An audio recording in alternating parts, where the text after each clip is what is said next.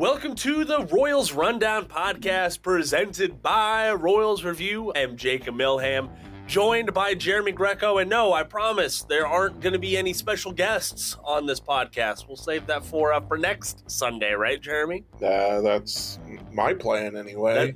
That's your plan? You don't have any special guests? You're just going to pull into the podcast tonight, right? Not today. Okay, hell yeah.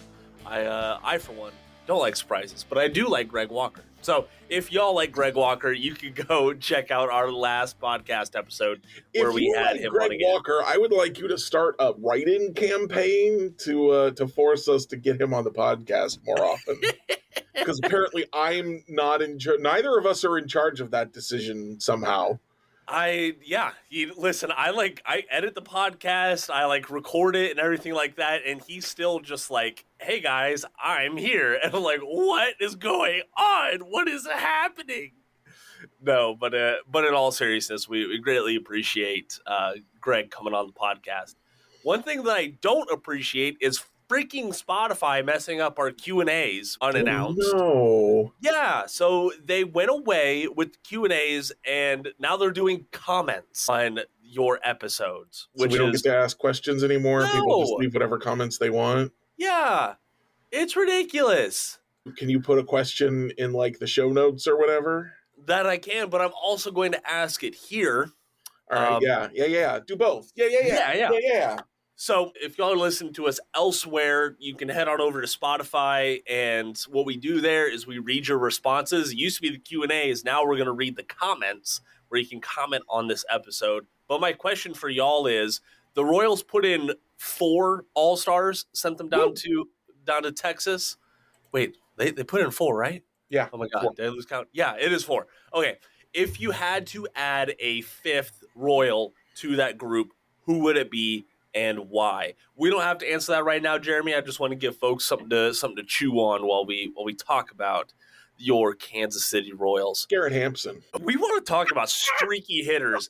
That man is probably the streakiest hitter on this team right now. He was elite in May, didn't do shit in June, and now is not doing much except he had a 2-run double today. So maybe he's turning a corner ahead of the All-Star break. Oh, yeah, this has been an amazing game. So we are recording this during the doubleheader between the Royals and the first Cardinals. game just ended. Hell yeah, and they won 6-4, right? 6-4, baby. All right, James McArthur got me a little worried there. He gave up the solo home run, but he also struck out 2. Well, there you go. I think that's a net overall positive sign for James McArthur. I think so. The FIP ain't going to be good, but... Well, the FIP likes the strikeouts too. True, that is true.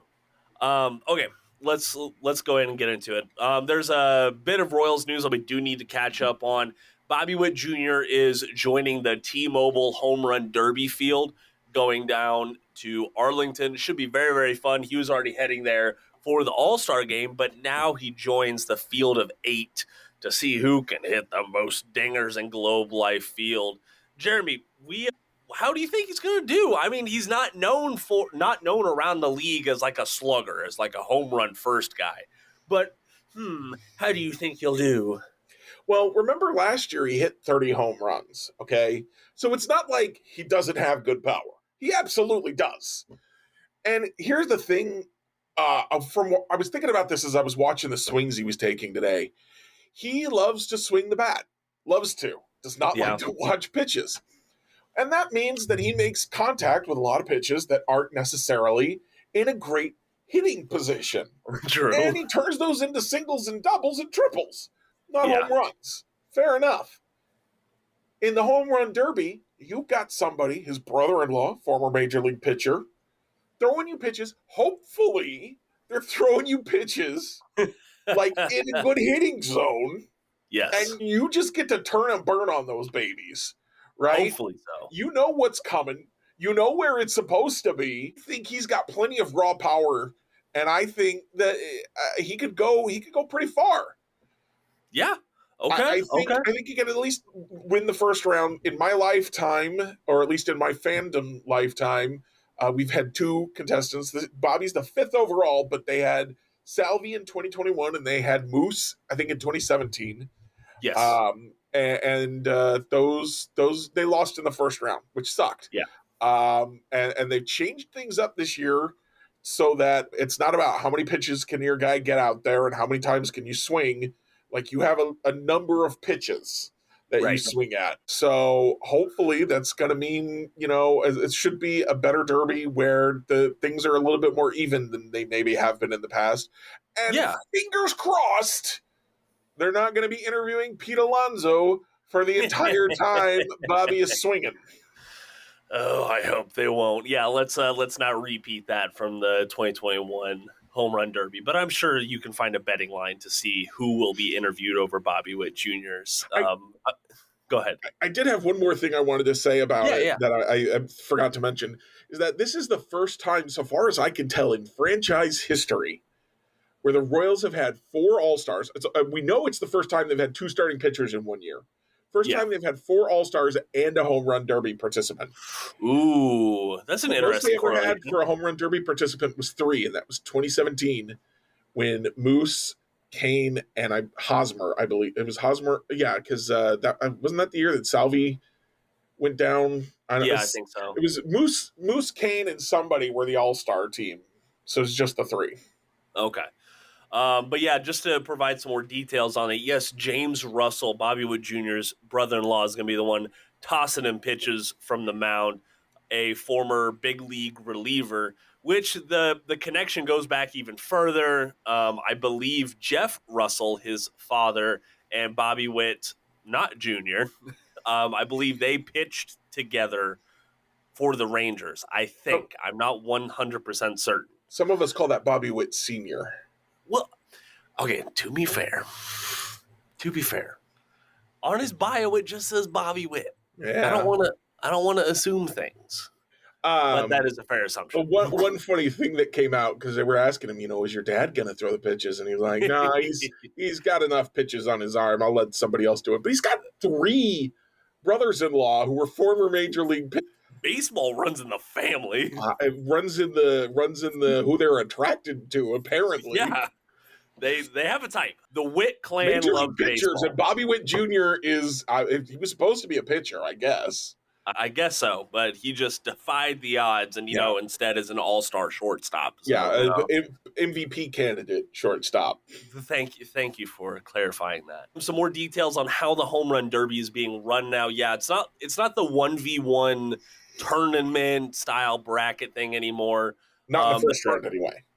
Yes, not the first second round on. It's 1v1 again. Yes, so the top 4 hitters from the 8-man pool will advance to the semifinals, which will be a bracket-style round determined by their round 1 home run totals. The top 2 will then face off in the finals from that. So there's actually maybe a little bit of strategy here. I doubt anyone's going to play this way, but we can talk about it and think about it. There's a little bit of strategy where you want to be number 4, right? You want to be the number 4 guy, because then you go into the second round, but you saved the most energy. And the guy who hit the most home runs used up the most energy. And so you're ready to upset him and move on to the finals. I like that strategy. I do. Because I can't remember where I saw it, but I was watching one of the former Home Run Derby participants talk about, like, hey, you get really tired up there. Like, it looks easy, but it was a lot of work to consistently try and put a ball over the fence. Yeah. Like, it ain't easy. And that's the other change that they did to the first round that I think you were about to mention before I interrupted you, right? There's a certain number of pitches that they throw in the first round this year instead of there's a time limit and a certain number of pitches. Whichever one you get to first, you're done. Correct. Instead of just the time limit that they had before. I remember it was 20 pitches or something like that. Well, so the first round of the semifinals will have a maximum of 3 minutes and a maximum of 40 pitches thrown. So that's a good amount of pitches, I think. But then the finals, they ratchet it up to a 2-minute round with a maximum of 27 pitches thrown. So endurance is really going to play into those first 2 go-arounds, the first round and whatever semifinal matchup you have there. So which explains why a guy nicknamed Polar Bear could be the only repeat Derby winner. Yeah, he's already done it before. It could be interesting to see him do it again. But I I think this is going to be a fun home run derby crowd, if you will. Pete Alonso, Alec Boehm, Gunnar Henderson, Witt, of course, Marcelo Ozuna, and Jose Ramirez are the announced participants so far. All really, really good home run hitters. So yeah, There's some serious draw in there. You've got the 2-time winner in Alonso. You've got the breakout superstars in Henderson and Witt. You've got the steady home run guy in Jose Ramirez. Wonder if he'll bat left, right, or both. ooh, that'd be fun. Yeah, and Marcelo Ozuna has been making some waves ever since he went to Atlanta, and he's just been absolutely destroying baseballs this year. And then there's, I think, 2 more, right? Because that was 6, so there's 2 more that haven't announced yet. Yeah, they're still rolling out names, so we'll see what happens. Home Run Derby's on July 15th, so make sure you tune in for that. I will say, Jeremy, I do have to. I am going to be a little pessimistic on Witt's performance in the Home Run Derby. It's quality competition. It always is, but if I had to put his power up against any one of the others in the field so far, I would pick the others. Alec Boehm maybe and Witt are on the same level, but man, Jose Ramirez, Ozuna, Alonso, Henderson this year has proven the power is legit. All of them are they're very, very special power bats. And that always hasn't been Witt's calling card. He has that raw power. He does. But like you said, maybe if he has some more, what's it called? Some more middle pitches, we'll see that home run total start climbing up. Yeah, I think probably, I know for a fact, Alonso, Ozuna, and Ramirez, and I would have to look up the other guys. I know those guys are more patient than Witt, so they're going to be waiting for their pitches to hit. And Witt's just like, whatever you throw it, I'm going to swing at it, and I'm going to probably get a hit. And if it goes over the fence, great. If it doesn't, I'll just run around the bases like it did. Yeah. Yeah, we saw him do that in the Rocky series finale. He had like 2 infield hits and then the 3-run homer. Yeah. So that's just what he does, and he's amazing at it, as we've all seen. If you want to hear more about how amazing Bobby Witt Jr. is and the rest of the Kansas City Royals, go check out RoyalsReview.com. The game, news, analysis, commentary, everything you need to be the best Kansas City Royals fan you can be. It's going to be an interesting time on RoyalsReview.com with the All-Star break coming up. Baseball is going to hit pause for a little bit, which will be good for the players. But as I have learned on Monday and Tuesday of not having a Royals baseball, I am going to be jittery. I'm going to be unfit to do anything because I'm just going to be in waiting mode for the Royals to come back to the field. Is that how you were on Monday and Tuesday, Jeremy? A little bit. No, down to Georgia to visit my family, and that's good. I'm there this week and next week. So it's like the perfect time. If I was at home, I would be absolutely losing my mind of where is my baseball? I feel like the what's it called? The SpongeBob meme where he just has the cup of coffee in front of him and he's just sitting alone in a diner and just sitting there and waiting and waiting. Yeah, it's kind of how I felt the past couple of days. So I take back everything I've said about liking off days. I need baseball. I need baseball every day. Got another one tomorrow. Yes. Yep. We have 3 off days this week because of the rain out. Yeah, it's weird, but hey, I'm sure the players are loving it. I'm sure they're loving just taking a break and being able to let their bodies actually rest and recuperate a little bit. I'm sure Salvador Perez loved it, as he just hits a laser to center field for 424 feet.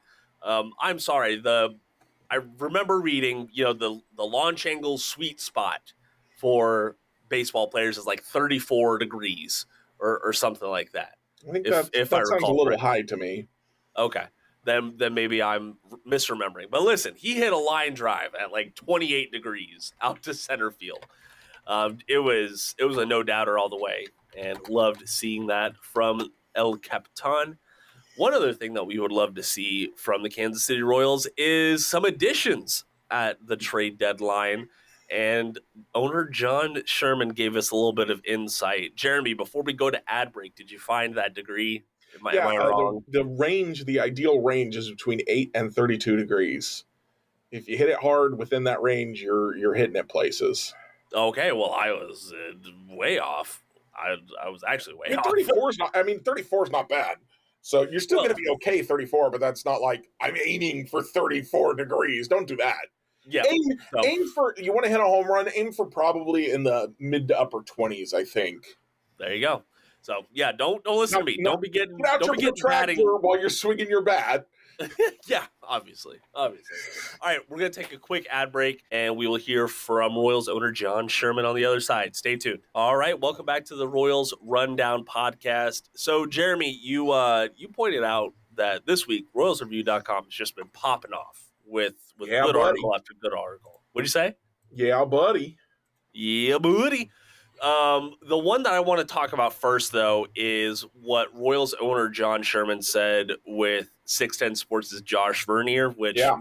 we talk about Vern every now and then on the podcast. I absolutely love his insight and his commentary. But, Jeremy, what did we hear from Sherman? So, first of all, I just kind of want to set the stage a little bit.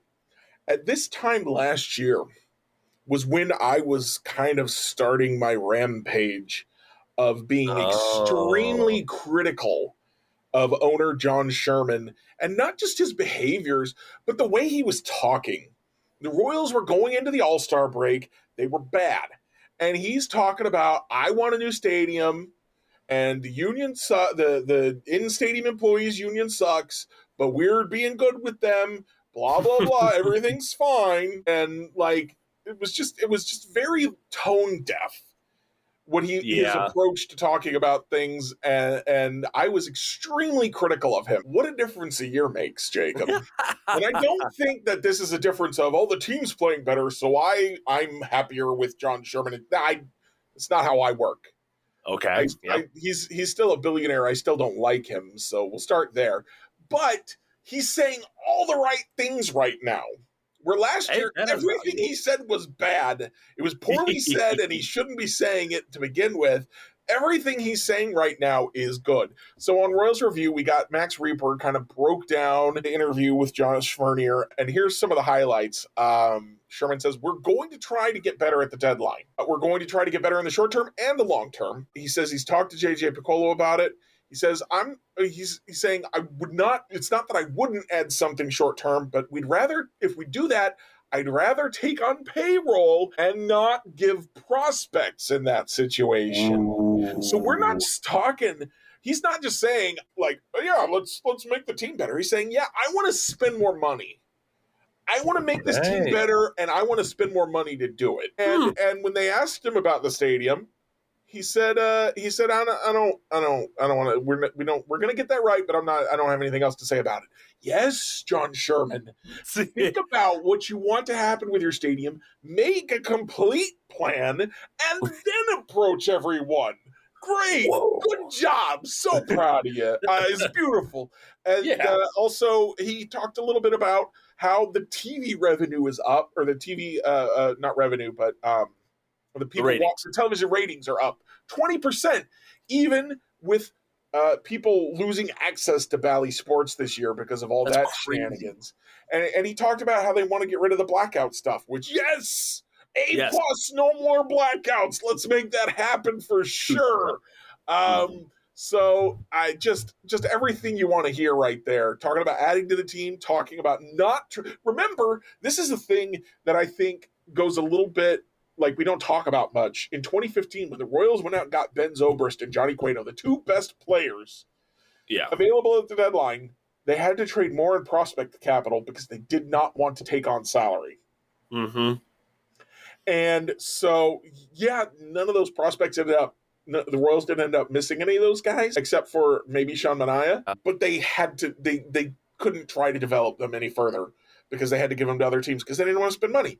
If you were willing to spend money, you can get guys for less. And there are going to be teams that are like, listen, we need to dump this salary, whatever we need to do to get rid of this salary. And that's especially, I think, going to be true with veteran relievers, which is, I think, the Royals' biggest point of need is like, please take our veteran reliever off our hands, give us a lottery ticket, because he wasn't going to be useful to us anyways. Now we've saved money, which is what we wanted to do, and you have a guy that can maybe help you get to the postseason. And the Royals could get 2 or 3 relievers probably for just a couple of guys at the bottom of their top 30, maybe outside their So. top 30. Um, and if they're willing to take on salary, that just makes it all the easier. So that's the thing that I really wanted to highlight, was that he said we'll have to see how this actually plays out. Did he mean it? Did it work out? But he's saying all the right things right now. Yeah, let's take on salary and make this team better this year and next year. Because I got to tell you, some people are saying to me, they're saying, Jeremy, they're saying the Royals shouldn't add at the deadline. They don't have a window. If they don't win this year, they're not going to be any good next year. And there's everybody pretty much that matters is going to be back next year. Yeah. I went and looked at the numbers. There's a little preview for my article this weekend. Everybody that matters, minus 1 or 2 guys maybe, but it's a maybe, is going to be here next year. And guys that we don't want will be gone. I like that. I like it. Okay, well, yeah, it sounds like we heard a lot of good things from Sherman. You can go check out the full article on RoyalsReview.com from Max. One other note that I wanted to talk about from what he said, he talked about the projected 25% increase in attendance at the gate, which is, I only want to point that out because that was such a sticking point for many Royals fans earlier on this season. And it just proves that who'd have thunk? Winning baseball brings fans out to the ballpark. Who'd have thunk? This is what I keep saying.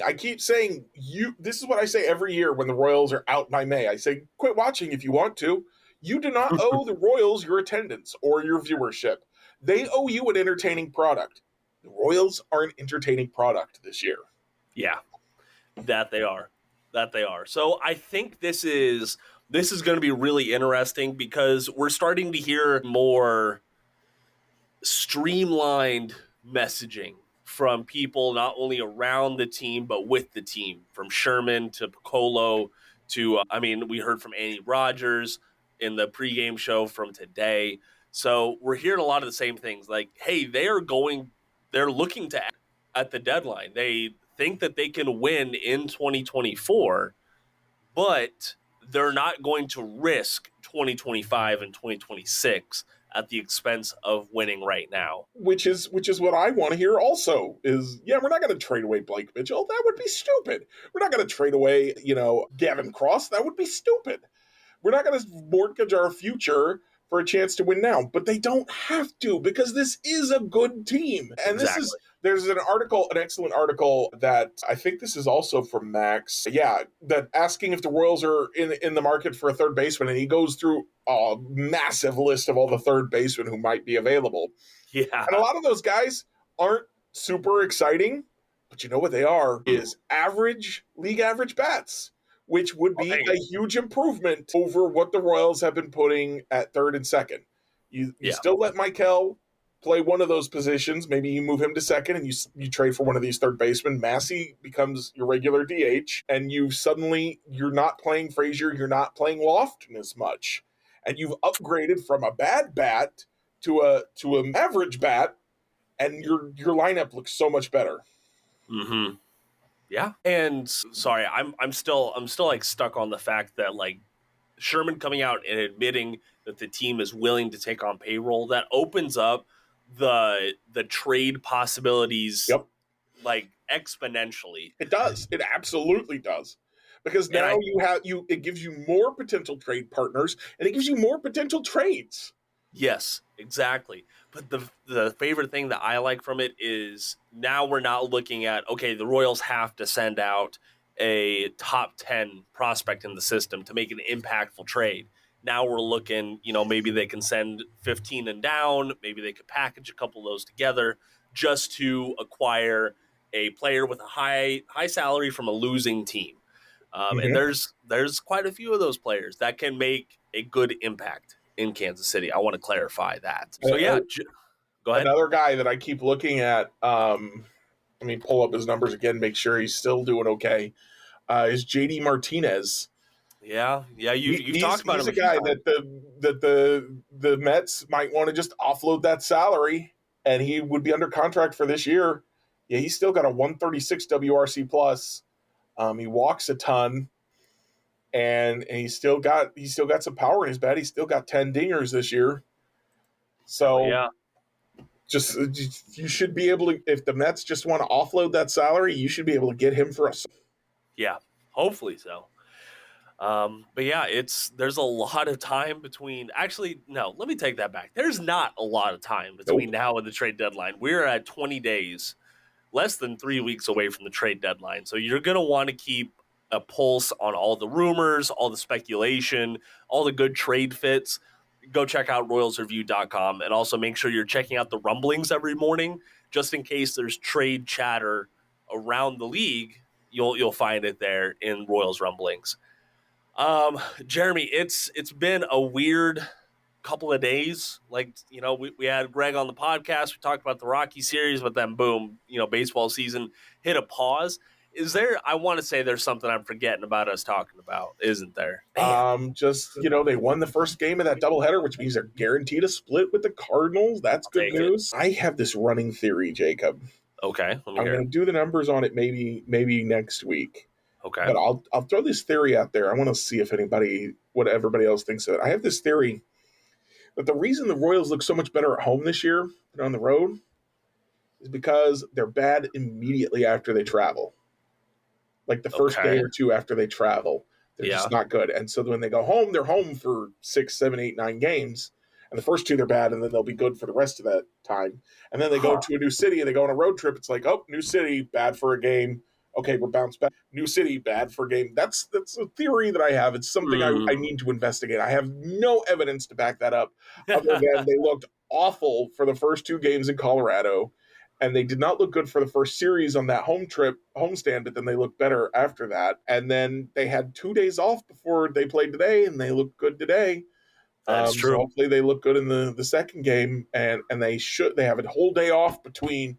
They'll head out to Boston, I think, after tonight's game or early tomorrow. Yeah. And so they'll have a whole day off before they play Boston Friday, so maybe they'll be okay Friday. It's just a random theory I have that I have no evidence for that seems to fit what facts I can remember right this. Hey, listen, it makes sense. It does. So I can't wait to see what you put together over the All-Star break for that. Now that you bring up the Boston series, I do want to touch on that real quick. Now, it seems like it's a ways away. First game isn't until Friday. But I do want to stress the importance of said Boston series, because Boston right now holds that third wild card spot, and Kansas City Royals are the next team up behind them. I'm thinking that with the slide at the top half of the wild card standings, that makes this makes that final and third spot in the wild card even more competitive, even more important, because now, we were looking at the Baltimore Orioles at one point. They had like nearly a 10-game lead over the second wild card team. Now with the Yankees' recent slide, they only have a 3.5-game lead, and they're in the top wild card spot. The Minnesota Twins only have a 1-game lead over the Boston Red Sox right now. That race is tightening up, and the Royals are still very much in the thick of it. So if they can win this Fenway series, I think that puts them in a good spot heading into the All-Star break. What do you think, Jeremy? As you said, and the other really important thing is, even if they, like I've talked all year about, well, I don't care how they do against winning teams as long as they win a lot of games. But that attitude is a little bit wrong this year because of the tiebreakers. You have to win those tiebreakers against those other wild card competitors to make sure that you get in if things are close, which they are right now. So I would like to see the Royals kind of take at least 2 out of 3 from Boston, set themselves up for success there. Best case scenario, they win the division, they don't have to worry about it. But then, next best case scenario is they get higher in the wild card rankings and they don't have to worry about tiebreakers. But right now, the tiebreakers look like they could be important. So Let's go ahead and get those. Yes, absolutely. Speaking of total number of wins, so the poll that I asked on our last podcast episode was Kansas City has 2 in St. Louis and 3 in Boston. How many wins do they end up with? I have 13% saying 5. I have 13% saying 4. I have 54.5% saying 3. And then I have 18% saying 2. So the Royals already have one down out of one.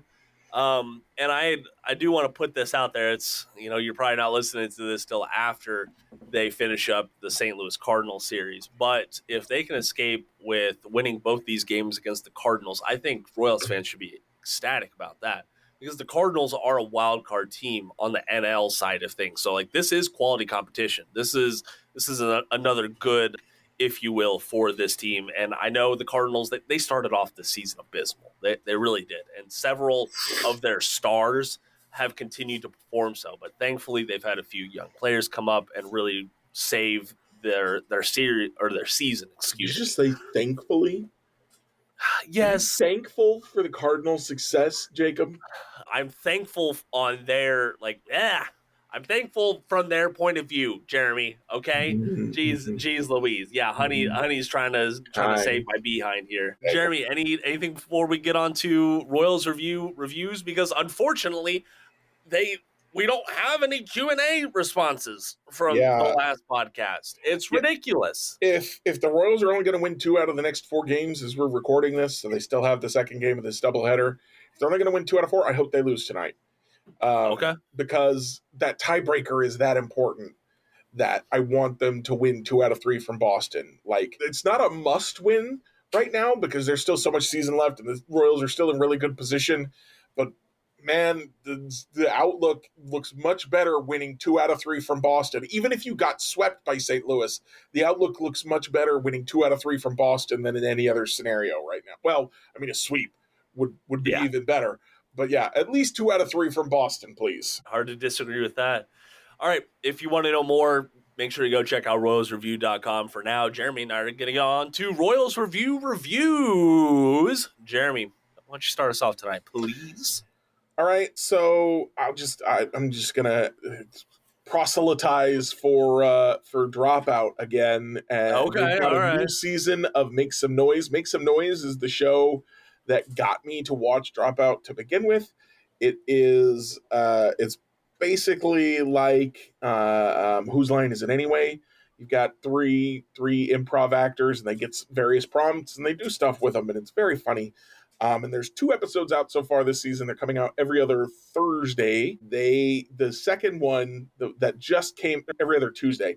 The one that just came out Tuesday night is the absolute funniest episode of Make Some Noise that they've had yet in their two seasons and 2 episodes. And again, this is the show that got me to watch the streaming service to begin with. Why aren't you watching Dropout already? Also, go play Like It. Yep, as always. I don't think that ever changes from here. No. I just have to bring it up again every once in a while. So everyone doesn't think I've forgotten about them. Of course, because we never forget about them, Jeremy. Okay, we might as well be sponsored by them. We love them. My review today is going to be over a YouTube account. It is called More John Boy. So I get it. John Boy Media it's not for everyone. They focus more on the big markets. That's okay. That's how folks are going to grow, is by growing fan bases in those big markets.